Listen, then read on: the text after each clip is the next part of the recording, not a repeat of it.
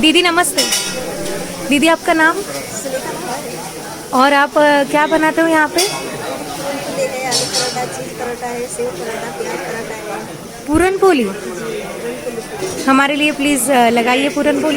या आहेत इंदोरच्या सुलेखाताई, ज्यांचं स्टॉल आहे सराफा बाजारमध्ये। परिवाराला हातभार लावण्यासाठी आणि आपली जेवणाची आवड ही लोकांपर्यंत पोहोचवण्यासाठी ह्यांनी जो स्टॉल चालू केला आहे त्या स्टॉलवर मिळते आपल्या महाराष्ट्राची पारंपरिक अशी पुरणपोळी आणि पराठा। तर आम्हाला तर पुरणपोळी सगळ्यात जास्त आवडते, म्हणून आम्ही त्यांना एक पुरणपोळी बनवायला सांगितली। तुम्ही बघितलात पुरणपोळीमध्ये त्यांनी पुरण किती भरून टाकलंय ते, आणि किती जाड लेअर मध्ये अशी ही पुरणपोळी बनवली जाते। पुरणपोळीचा इतिहास हा खूप जुना आणि मोठा आहे। म्हणजेच पुरणपोळीला वेगवेगळ्या विदर्भात वेगवेगळी अशी नावं दिली जातात।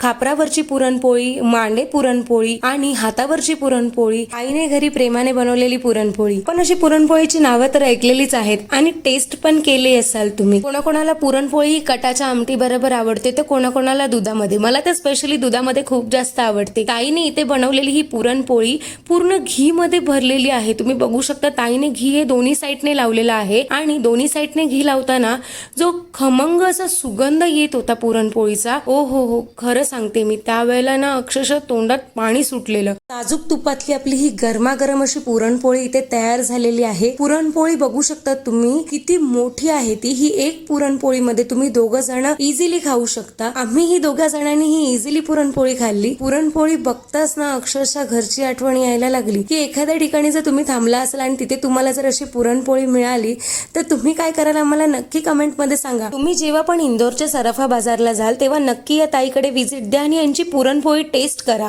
प्लीज ताईला सपोर्ट करा, नक्की जा आणि आम्हाला सांगा की तुम्हाला कशी वाटली ही आमची व्हिडिओ। तर भेटूया नेक्स्ट व्हिडिओ मध्ये।